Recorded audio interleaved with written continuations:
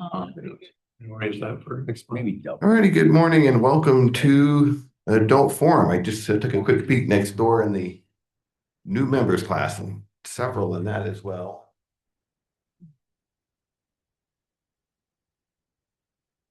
That better? We're glad to have Shana Filter with us this morning. She is a self-described bleeding heart and seasoned nonprofit marketing and development director. She has helped raise more than 100 million for organizations including Urban Ministries of Durham and the Salvation Army. She lives in Youngsville with her husband, two daughters, and their new puppy. She's also an active member of the Junior League of Durham and Orange counties, and we're so glad to have you here. Hand it over to you. It's a small but mighty group. I love it. So I'm Shana. I work at Urban Ministries. We're one of the largest homeless shelters in Durham. On any given night, about 100 people sleep at Urban Ministries in congregate rooms. So it's very humbling to go to work there every day, as you can imagine. We have been around for 43 years. This is a long time. We were founded by St. Philip's Episcopal Church downtown. We are on their property. We are grateful for that partnership, but we have lots of congregations and organizations that support us. So we are independent 501c3, and we receive funding from lots of different folks, including Durham County, lots of businesses in town.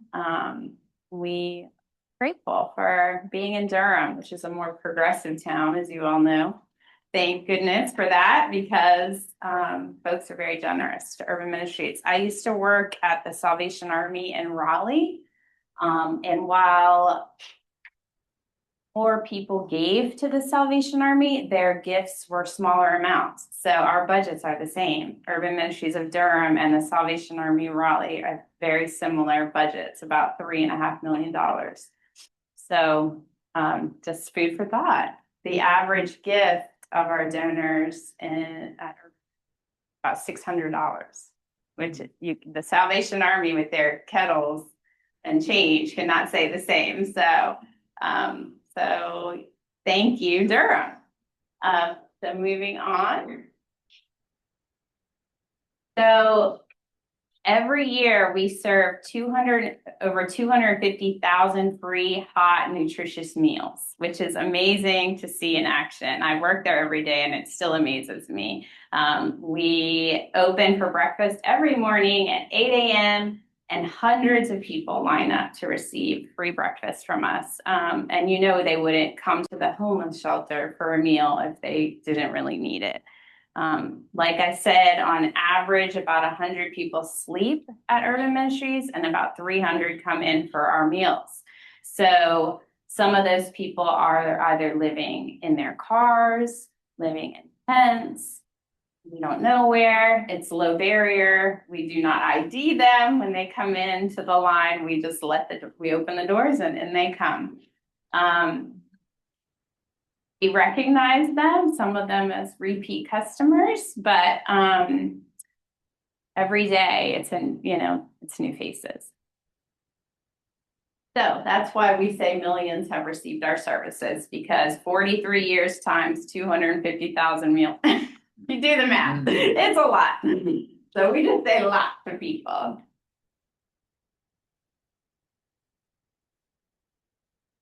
Food, obviously, just talked about that. We also have a food pantry. So 2 times a week, folks can come in to receive canned goods, so they can prepare their own meals. Those donations come again from everywhere, all around the city and the state. We have relationships with food banks, but also generous individuals will bring us canned goods or do a food drive, and we're grateful for all of that. Most of the food that we serve for the meals, though, for the hot, nutritious meals, we do have to purchase those. People do not donate eggs. to Urban Ministries. So we have to purchase that, which is why we're so grateful for individual donors. And we serve eggs every morning because we want to serve a nutritious hot meal. So as well as biscuits or bagels or whatever, we always have a protein as well. Next. Filter, we talked about that. So most of the people that stay at Urban Ministries are individual adults. However, we have 9 family rooms, so we do have babies. Sometimes in just one of the family rooms, there might be 7 people. So it might be a mom, a dad, and their 5 children in one room. They each have their own bathroom, the family rooms, but the congregate individual adults, they share a bathroom. Questions about that while Nelson? How many rooms do you have like that? How many rooms? Okay, Like that's that. a great question. So for like the congregate shelter, we have 3 women's and 2 men's, and they're big rooms with bunk beds, lots of bunk beds. Great question. And 9, I told you 9 family rooms. Yep. So they have to bring their own bedding, right? No, we No. provide all that. Mhm. Nice. Yeah, no, I mean, you can imagine people show up with very little or a trash bag full of a couple things. Yeah, no, we provide all of that. Some folks will do, like toiletry drives for us. We give them all of that. We also do showers twice a week for the community too. So people will come in, again, we give them a towel, toiletries so they shower, and yeah, we expect them to have very little when they come to Urban Ministries in need, in crisis. Usually it's emergency shelter. How do you cope then with all of you've got 100 people sleeping every night and they're not all the same people the next night. And so is there a full change out every day? Yeah, it's curious, isn't it? So because we received funding from Durham County, they have to go through what's called entry point. So we're not the only shelter in town. Families Moving Forward is predominantly for families. So they will, and they're also part of the continuum of care, it's called. So they will call entry point as they can't just walk in the door and us put them up. They have to go through a process. So they'll call entry point and they'll say, okay, well, we know Urban Ministries has a bed available tonight. You're a single male, let's say. So that's probably what they'll send you. If you call and you're a family of 7, like I mentioned, they will say, Families Moving Forward, do you have a room available? No. Okay, we'll call Urban Ministries and see if they have a room available. So it goes through a process. Right. I didn't phrase my question clearly. It's more the nitty gritty. The bedding must be changed. Oh, The yeah. laundry. We have washers and dryers going 24/7. All the time. Yes. It's like a giant hotel thing. They're industrial size washer and dryers.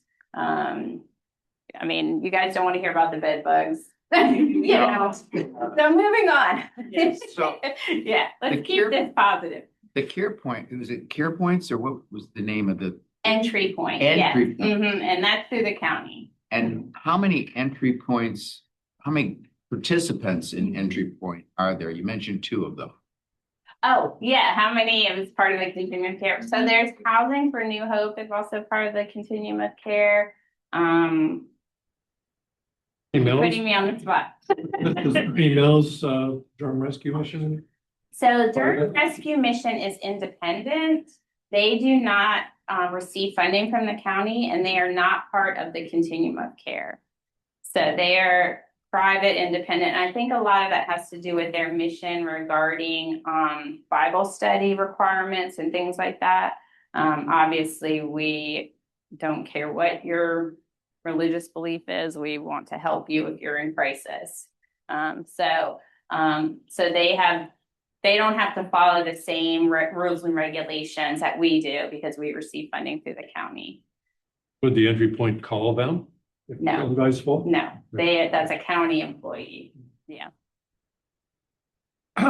That population seems to be high risk for having problems and issues. Amen, sir. Diseases, Amen. You name it. I'm glad you brought, I love these questions, y'all. This is so fun. So we are fortunate that we have a Lincoln Health Clinic at Urban Ministries located in our shelter. So we're very grateful. We are separate, but they're there in case somebody needs something. And of course, there's lots of 911 calls from Urban Ministries. They're like, we should just park a car out front of your Yes. shelter because you guys somebody's always calling us. But yes, for that exact reason, we want to get them the health care that they need as Sounds quickly like as it possible. would be probably a pretty pervasive problem, I would think. Of course, yeah, absolutely. Great question. John, a future. Okay, so we have a great workforce development team at Urban Ministries. Again, they're every day working with clients clients who come in for shelter are required to meet with our workforce team on the first day of entry. Sometimes it's the second day because it's overwhelming, but that's the plan, is for them to meet with them to make a plan to help them seek and find employment as soon as possible. So we're really proud of that. They last year secured over 150 jobs for clients. So we're really proud of their work. They work really hard. And a lot of the folks that come in have never used a computer before. So they don't know how to fill out a job application online. So they help them with that kinds of things. One statistic I haven't heard you mention, the average duration of stay for a given individual. So our is 30 days to have them find permanent safe housing within 30 days. Again, we don't kick anyone out of shelter, so sometimes it's longer than that, but that's our goal. So again, we have a Christine and Beverly who literally that's their job, is to find them. They're on the call, they're on the phone with landlords, they're building those relationships to try to find them a place to live.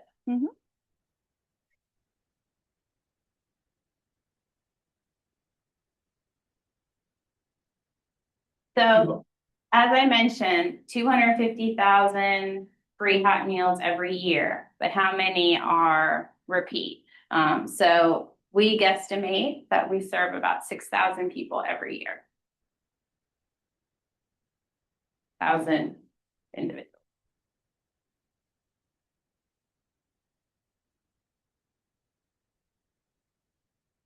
And again, how long do those 100 people stay? We have probably more than 500, again, a guesstimate.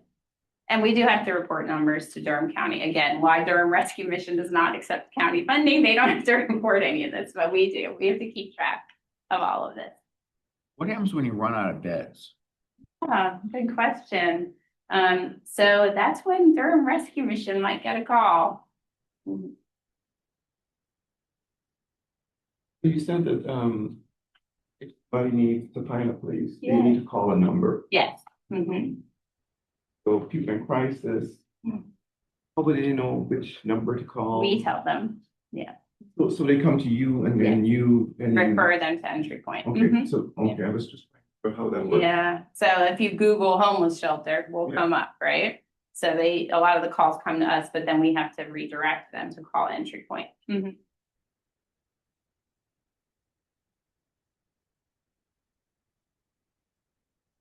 I already spoke about this.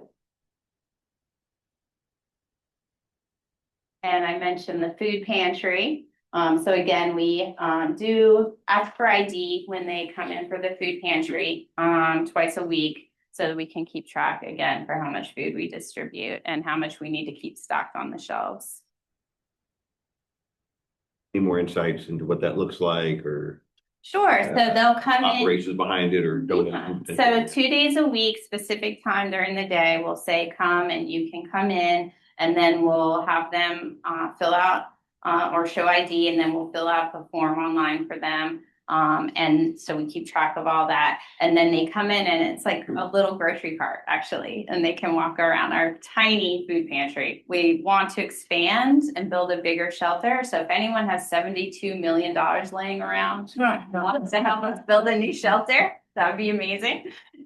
So it's a small space, but they can walk around and pick stuff off the shelves. Yeah. So we want them to have that dignity. Picture shows fresh produce. I'm sorry to say that you probably don't have much. Do you actually? Actually, yeah, so local farmers will donate, and so actually most days we do. Danger of food in your pantry coming through the food bank? Some of it is. Your own. Some of it is, but like I said, schools will do a canned food drive. I mean, every day is like Christmas at Urban Ministries. People just show up with donations, and we're like, great, thanks. Didn't even know you guys were doing that, drive at your school. So yeah. The ID an issue for people? I'm sorry, honey. Is the ID an issue for people coming? Some, yes. Some, as you can imagine, like I said, that's why we don't do it for breakfast and dinner, only for food pantry closet. Do we keep track? Great question. I mentioned the workforce job. You guys have any questions about that? We also support a group called Step Up Ministry, which I'm sure you're familiar with. With You do a lot of back and forth with collaboration, them. exactly, very much so. Yeah, we collaborate with basically every agency, other nonprofit in Durham. Again, Durham's really good about that.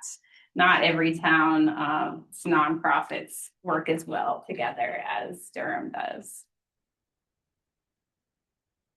So what kind of jobs are you getting them? That's what I was expecting. So most of them are, yeah. Entry level. Most I'm a of them- plant, okay? Yeah, most of them are food service, but we do have, I don't know if you guys know this family, they make baseball cards in Durham and they employ a lot of our clients. Yeah, and they are like a warehouse and Right. yeah, so that's pretty cool. I'm like, I need to find out who this family is. I do fundraising for Urban Ministries. Note to self, Shana. But yeah, so they employ a lot of our clients, which is great. I didn't know that. Baseball cards. Yeah, isn't that amazing? Right here in Durham.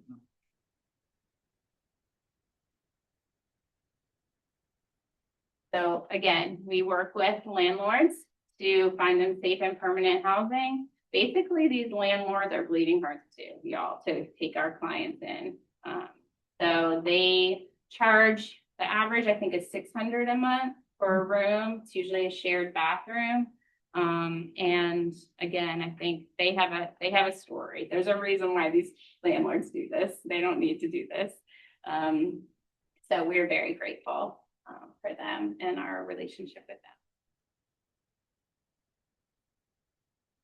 About Section 8 housing. Yes. I know there's. Yeah, and do you know kind of how that works, that they still have to pay? Not free, Section 8 isn't free, just so No. you all know that. Okay, so yeah, so there's that, and we could get all on our soapbox about Section 8 housing. Yes, sir. Tell me about Section 8 housing. I don't know Yeah, so anything I'm about not it. an expert. I work at a homeless shelter, but I just want everyone to realize, oh, why don't they just go live in Section 8 housing? It's not that simple, so. Well, I'll chime in from secondhand experience, knowing people who depend upon that. It can be wait to get to the top of the waiting list.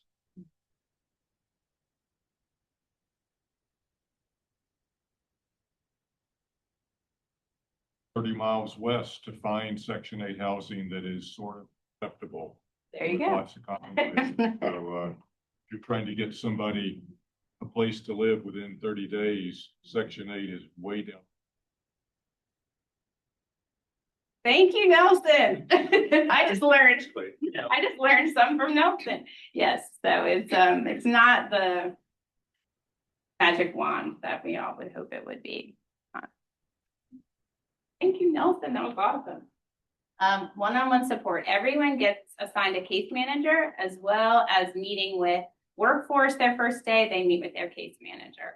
And then that person is to help them more holistically. Workforce is to specifically help them get a job. Case managers is everything from medical issues like you brought up to family issues.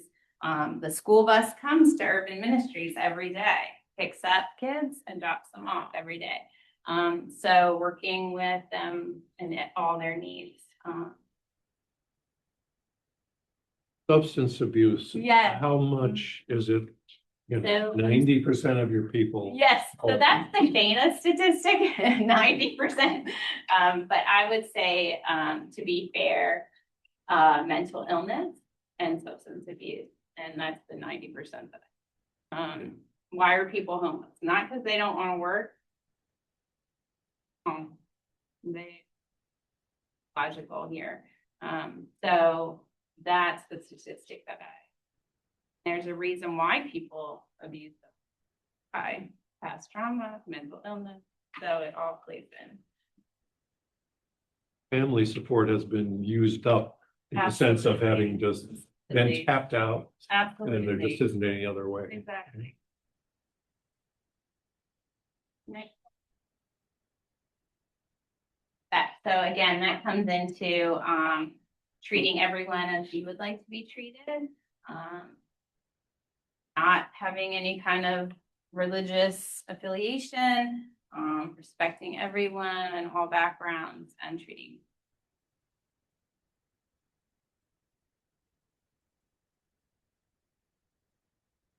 I mentioned that we collaborate really well with a lot of different agencies. Proud of that and grateful. We just wrote a grant for the as a collaborative foundation. I mean, every funder wants you to collaborate with other agencies and not duplicate services. We work really hard. That was one of my thoughts when you were talking about collaboration. Do you guys have an annual meeting where all the organizations actually come together and brainstorm and? Like we're on each other's speed dial. Yeah. I mean, it's constant. So, yeah. Every day we're speaking to each other. It feels like at least every week as to what's going on in community. In lives, so that's what we do. I mean, people would freeze to death. In fact, they do freeze to death. So we try to be there in there, critical and urgent. You do. So, Yeah. like recently we had a lot of cold weather. Do you have more people coming in? I'm so glad you asked. So white flag, I don't know if you guys are familiar with that term, but it's when the temperature drops below 32 degrees or 35 degrees if there's precipitation. So what we do is we basically open the doors and they don't have to go through entry point at that point. And we let them sleep on cots and whatever on the floor. We put out cots, come on in, and that's called white flag. And that is a collaborative effort also with other homeless shelters.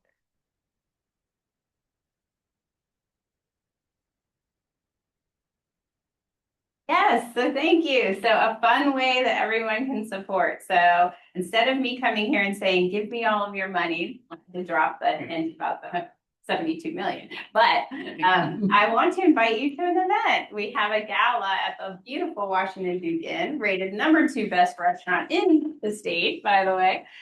So you know you'll have a great meal.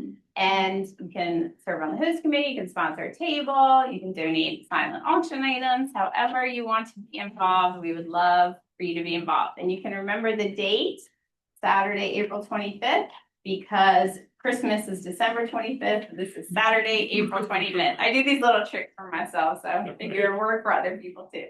And we would love, love, love to see all of you there. Oh, any questions about that? Time? Oh, 6 p.m.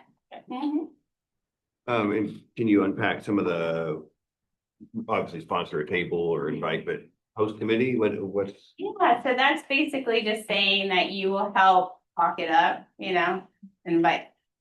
tell people about it. For instance, I asked our chair of this event, who works at Duke Energy, and she is president of the Rotary Club. So I was like, you would be a great chair because you speak at every Rotary meeting every week. You can plug for my gala.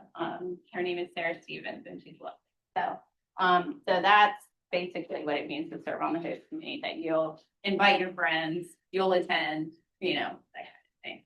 It'll help me get auction items. Obviously, the higher value auction items, the better. Email you or something, or? Yes, please. Yeah. So I have business cards and I have some folders. And I have a QR code. And if you go to our website, Nelson found out there's a pop-up about the gala right on our website. So lots of different ways you can find out more. How big a check do you need to receive to sponsor a table? Great question, Nelson. It's $1,000, which is actually not bad because it seats 10 and individual tickets are $175. So you get a nice break if you buy a table for 10.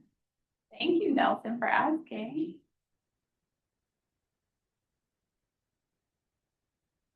Got it?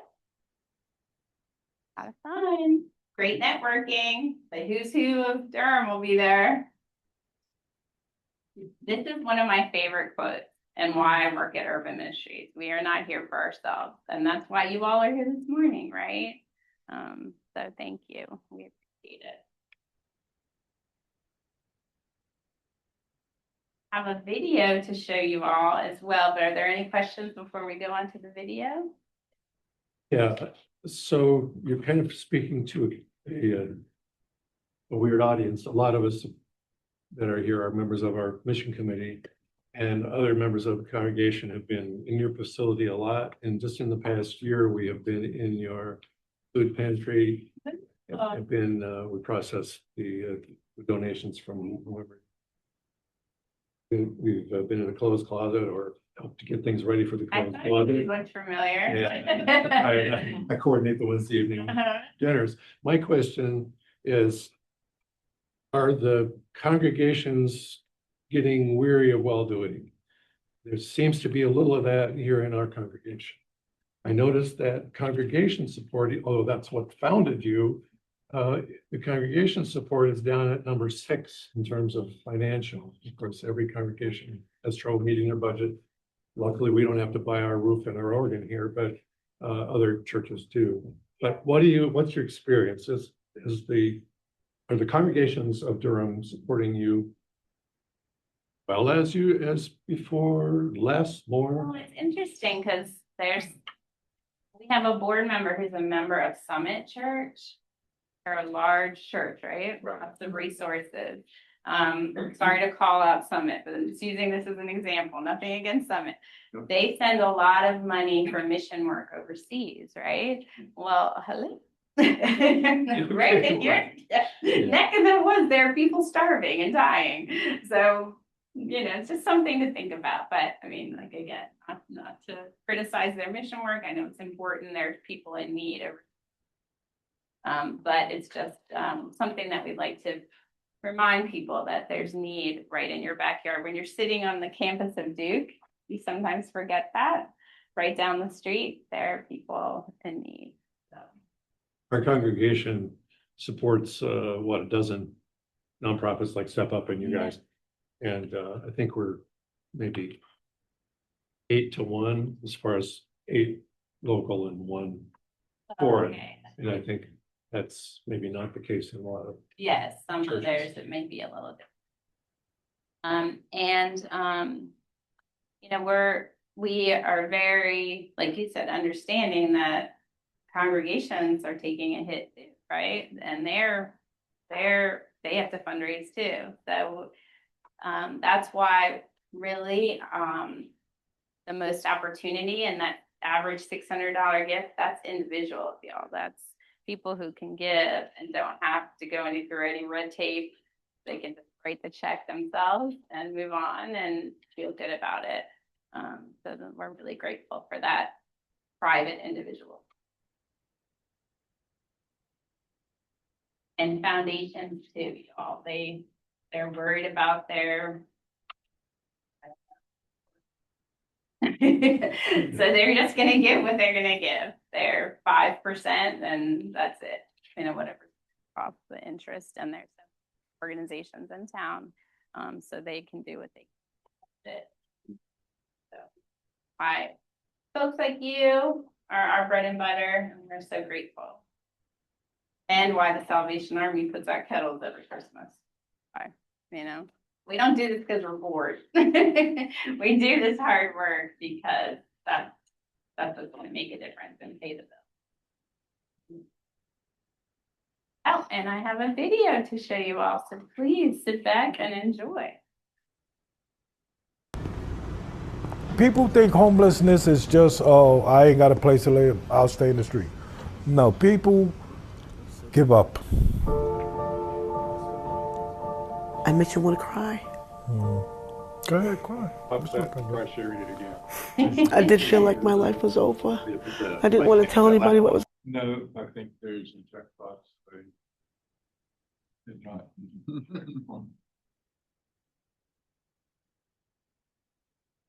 do have it on my Mac, Nelson, if you want to try plugging in, but I guess plug yours in too, right? To share sound, so I don't know why it's not doing that. Okay, no worries. Any other questions while he's working on that? Yeah. We can have or volunteers. Then thank you for bringing that up, because I had 2 part-time assistants and we had to lay them off. So it's just me now. Part of that was because we lost our funding through FEMA, which, as you know, comes down from HUD. So, you know, we could all get on our soapboxes about all that too, right? But basically, it was a very sad day because one of my little assistants, she's so sweet and young, in her 20s, she's like, well, I guess I'm going across the street to Health and Human Services to sign up for food stamps. Yeah. Creating the problem we're trying to avoid. Nope. Yeah, a sad day, but so we're Staff leaving. that are dedicated to the site, or just all volunteers, or like the. So yeah, so is we a have significant about, operation have. yeah, so we have about 2,000 volunteers we utilize every year, which is amazing. Before COVID, we had about 4,000 volunteers. So we're now about half of that, but we are so grateful for our volunteers who come in every day, will work the line serving meals. We have a full-time chef. He kills himself and breaks his back every day doing this work. But if it weren't for the folks coming in to help, we'd be really in trouble. So very grateful for all the support we have in the community. So staff, there's about 40 staff, half are part-time and half are full-time. People think homelessness is just, oh, I ain't got a place to live, I'll stay in the street. No, people give up. Yeah. So if you could pause that. So great question about lunch. So because we're trying to encourage people to go get a job, go to work, we do lunch bags. So every morning during breakfast, they'll come through, have breakfast.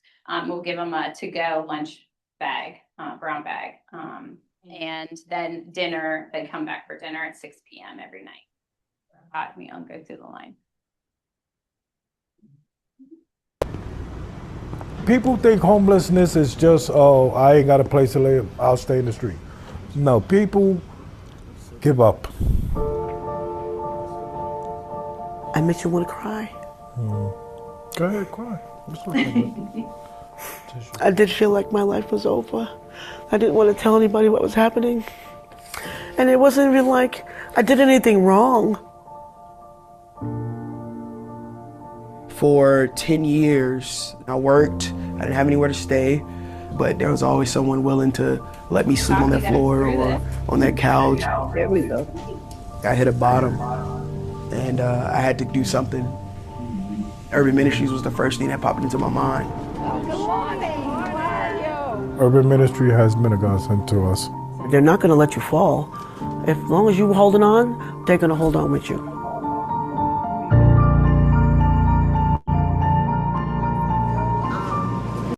I'll start over.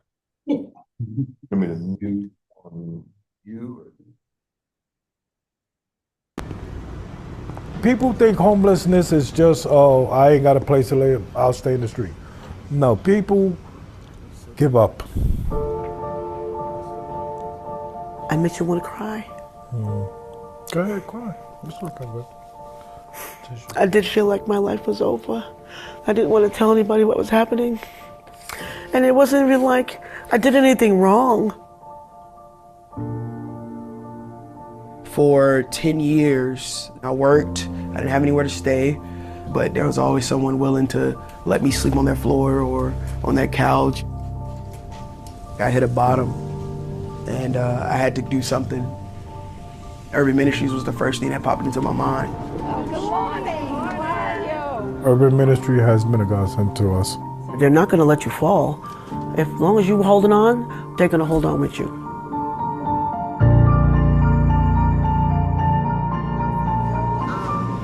We do breakfast from 8 a.m. to 9. Urban Ministries of Durham's mission is to end homelessness and fight poverty. And we do that by offering food, shelter, and a future to our neighbors in need. We are the community's largest public emergency shelter. Each night, we shelter approximately 100 plus individuals, to include single men, women, and also families. Folks are able to come in, sleep. While they're here, they're able to get support from a case manager that'll sit down with them, get them connected to resources. We also try to refer them to other agencies in the community that can work with them much longer term and provide ongoing support for after they leave. Urban Ministries, they were always there for any and everything. When I was here, I mean, it was very stressful, very emotional time, you know. And when I needed to talk, if I was feeling very flustered, which happened a lot, it was always someone there. Urban Ministries was just the first step. They put me with one of their partners, Housing for New Hope, and they were able to put me in an apartment. I'm actually looking to move. I've been there for 5 years. Going through the motions and cycles of jobs, I thought about Urban Ministries again, you know? So I came right on back as an employee. They believe in me, and a lot of times that's all you need, you know? That's all you need to keep going.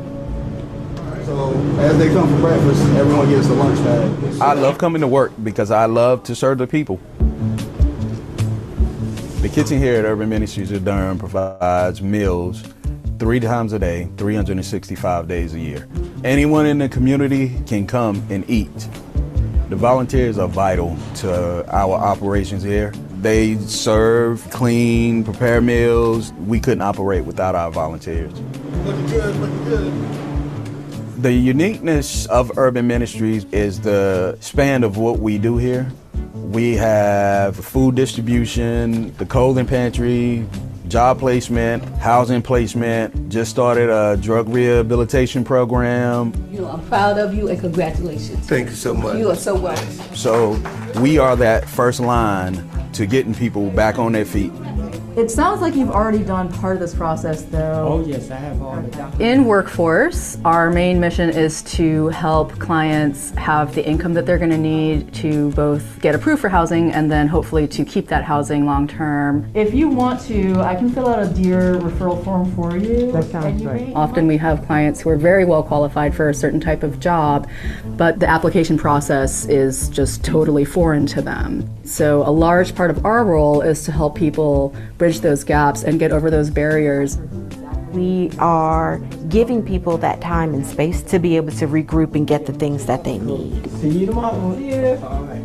And the overall impact is the stability that comes after their stay here at Urban Ministries.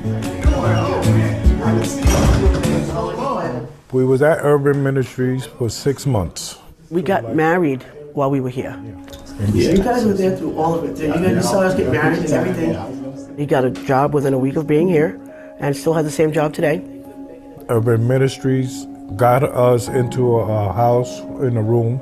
We've been at that place, what, 6 years? I'll say it's been a minute. 6 years. Right now, 6 years later, through Urban Ministries, we're about to get our apartment. Wednesday? Yes. I want to burst into flames. I can't wait. We finally got a space just for us, and it is going to be magnificent. We're moving on up. Yep, moving on up, and I'm so happy. It's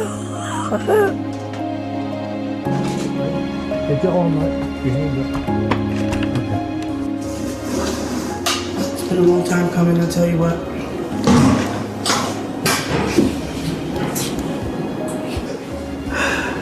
I'm trying not to cry. Urban Ministries has played a big part in my future because if it weren't for them being here, I don't know where I'd be. I was able to get through homelessness through prayer, my wife, and Urban Ministries.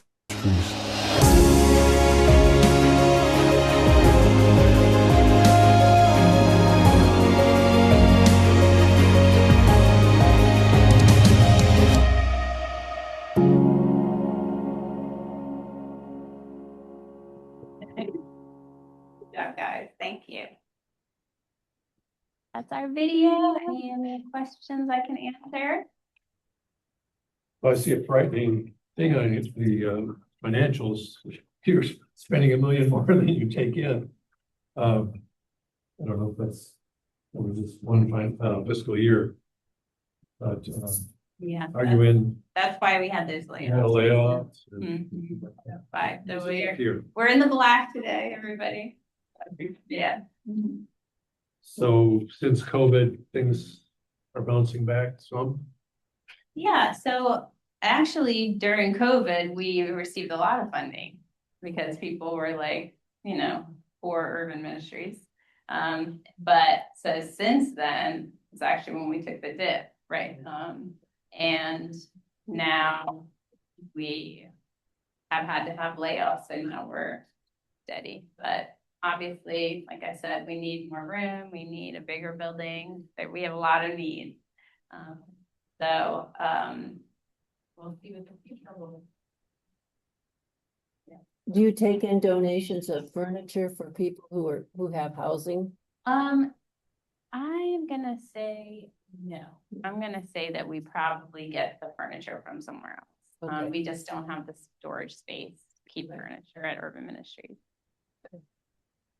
Is there anything that you are looking for, like donations of common Yeah. vibe? Yeah, you can't pay the light bill with canned goods. And clothing, having worked in the clothing reception area where it comes in huge bags of mixed clothing, not all of which is quality. There's too much clothing in Durham in general. If you Yeah. look at the thrift stores, et Yeah, we cetera. don't need any. Clothing donations, sure, fine if it's really good and so on, but no, I can see where financial need is way, way higher than, donating clothing. Yeah, again, you can't, get donations of milk and eggs. We have to buy those. Yeah. Gotten harder with this current administration. Yeah, so that's again why we had to have those layoffs was, like I said, we lost that FEMA funding that we had that was trickling down from HUD to the county to us. That's just one example. But What yeah, percent of had 8 people laid off, which out of 40 is a lot. Yeah. Having served in the meal room for dinners, haven't ever met Roderick Fox. I'm assuming then he handles the lunches and the breakfasts, and the dinners are more run by a secondary guy? Because Yeah. Randy is, great. Yes. He's been there for quite a So while. you know Randy. Yep. Yeah. So Randy is our night guy. He's our night chef. I'm so glad you know him. Yep. So yeah, but Randy reports to Roderick. So let's say Randy was sick one day, Roderick would get a call and have to come back and work 2 shifts. Yeah. Much of your funding was FEMA? Good question. I don't have that off the top of my head, but enough that it made a difference, obviously. Roughly, was it a 10%, 20%? I don't. Okay, all right. One thing Shana's not great at is math. I was a journalism and English literature major, and I do marketing and fundraising, but I use Excel for all my. Yeah, we can ask our CFO that question. I'll get back to you.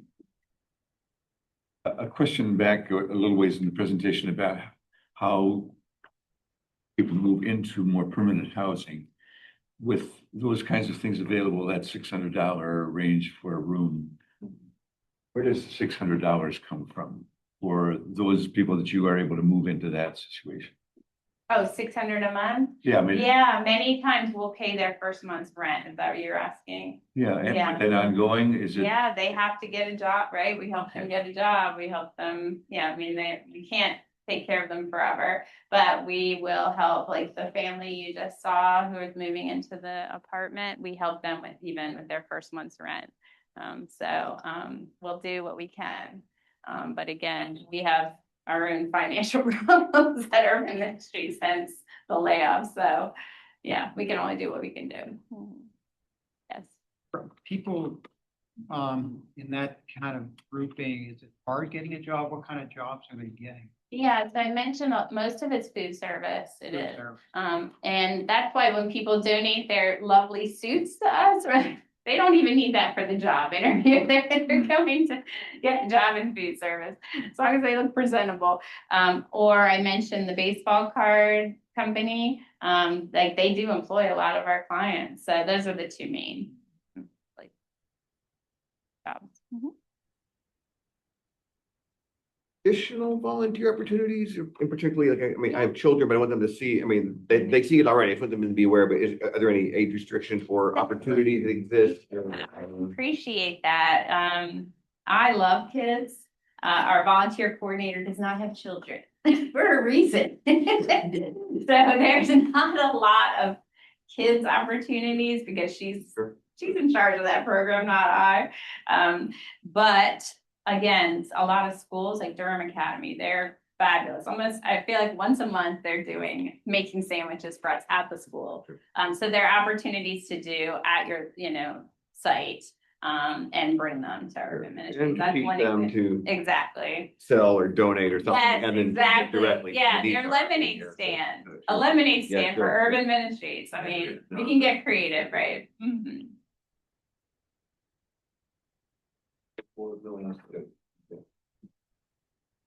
The volunteer thing, I think Vicki Baker told me that she has a congregation or a group for 365 evening meals a year. I'm pretty sure she has either a few or zero. vacancies that way. Randy alone cannot serve 300 people every night, right? Right. So we do. We have great volunteers. We're just really fortunate in that. Yeah, we are. But that said, let's say about, church group, that person who was in charge of that is like, I'm done doing this. And the next person doesn't pick up the slack. I mean, we always need help, always. So. People in the room who aren't part of the choir for this, the congregation only fills 24 of those slots. That's right. 23 this past year, because on Christmas, which happened to be my Wednesday, our Jewish friends filled in because they weren't celebrating. Nice. And Yeah, that's happened that more makes than once during the years I've helped out. Practical. Yeah. I like your thinking. Yes. How did you get into this, and or what keeps you here, and anything like a personal connection to this unique? It's a chip I was born with. I was like, I could go into sales, I could sell pens, whatever, widgets. My husband sells widgets. I tell people that they're like little connectors for airplanes. That's his business. But in addition to pay, I have to pay my bills like everybody else, but I want it to mean more. I've been like this since I was a little kid, and I was philanthropy chair for my sorority. I do fundraising for the junior league. I mean, it's just in my blood and just who I am. I know I'm a unicorn. I have to remember that, Shana, you're a unicorn. Not everyone thinks like you. Anything from your childhood, an event, experience, something that opened Just- your eyes or no. parents? No, I mean, I was raised Catholic. There's that guilt, right? I don't know. I don't know. I don't know. But no, no. My parents were teachers, though. A little could be in there, but not a ton, you know. Where'd you grow up? Just born this way. Are you a North Carolina native? No, I grew up in Annapolis, Maryland. From Maryland, and so was my husband. And got this job offered, the widget company. And it's interesting because the owner of his company is from New Jersey, just picked up his company and moved it to North Carolina, and recruited my husband. From Southern Maryland, I'm from Annapolis. So this kind of feels like home to him, you know, Youngsville, North Carolina. At heart.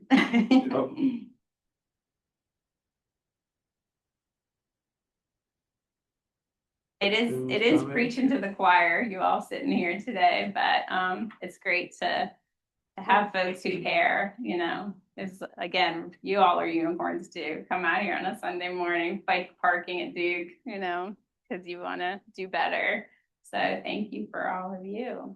But as we say, you all have networks that I don't. So you guys tell 10 people about Urban Ministries and it spreads. And that's how we've been able to exist for 43 years, frankly. St. Philip's can only do so much, right? How long have you been working there? This is my third gala, so almost 3 years. And like I said, for that, I worked at the Salvation Army in Raleigh. Very similar, large homeless shelter for women and children only, though. A lot of those women were escaping domestic violence or trafficking or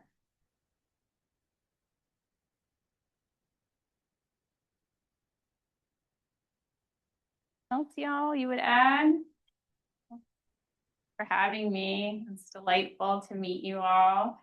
And visit us anytime. I'm, you know, at the homeless shelter. Yeah.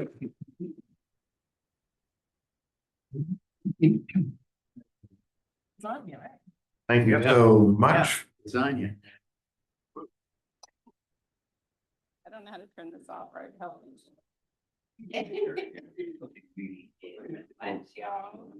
This was fun. We are only, I think, last I checked, 3 out of 14 lasagnas so far for Sunday the 8th. Anybody wants to cook and bring 2 lasagnas on Sunday the 8th at 5 p.m. I know nothing about this other than what I see on Facebook. What do we need to know? Sure. We have on the sign up that you just click in the e-news in the email from the congregation. You click it and you have an opportunity to say, I would like to serve from 5 to 7 p.m. What's the times on Sunday? I believe it's Same. okay.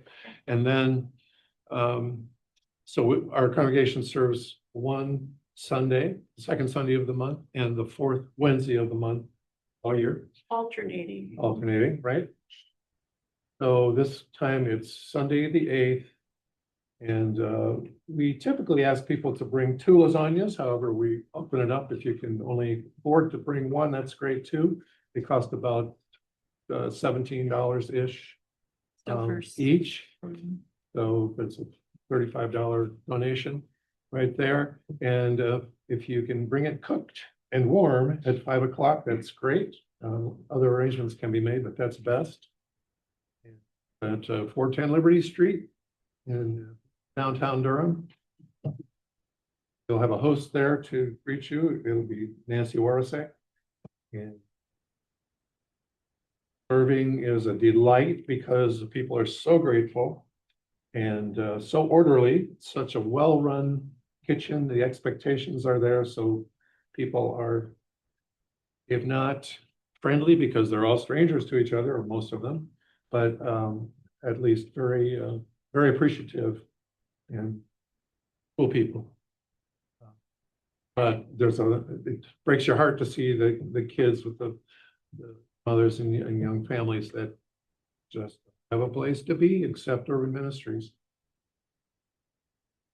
We dole out the lasagna, the fruit cocktail, the lettuce, salad, the roll and the cookie. And oftentimes we have enough lasagna to have them line up for seconds. And last time we had lots of food for seconds and devour it. They are Before hungry. They ran out. They This come time hungry. we had more than enough. Questions about lasagna serving, anybody? The congregation, as part of our mission and outreach budget, the congregation pays for everything but the lasagnas. Okay, yeah, sure. Dave goes and shops, Nancy goes and shops. And, you know, carload of fruit cocktail, rolls, butter. That's our standard meal. We serve it and it's about $35 for 2 lasagnas. Could also donate if we couldn't serve just for that. Yep. And then also, but the full package is you would buy 2 lasagnas, you would serve from 5 to 7. 5 to 7 once a month. Okay. So I mean, it's like 5 o'clock, we're there, drop off the lasagnas. If you can stay, assist in opening up the cans with the big monster. For fruit cocktail, you know, stirring up the salad into pans that can go out on the line to be served from. And Buttering the rolls. the congregation has had the same standard serving of food for as long as we've been Probably members. 30 years So, now. It's a long time. Yeah. Ned and- Arnett of it originated it as a duplicable idea. Yeah. And it has worked for all those years for our congregation, and it works. That might be an opportunity for your kids, though, for every day. Particularly so. Well, yeah. we've had teens there. Yeah. Maybe preteens. Yeah. Time or two. Yeah. Not often enough. We need more of that. All right. Well, thank you so much, Shana. And thank you all for your participation. Next week, Andy Rook will lead us in a Bible study from a special viewpoint, Lost Worlds, viewing Genesis 1 through ancient eyes, and greatly look forward to that. So, all right. Thank you so much. Thank you.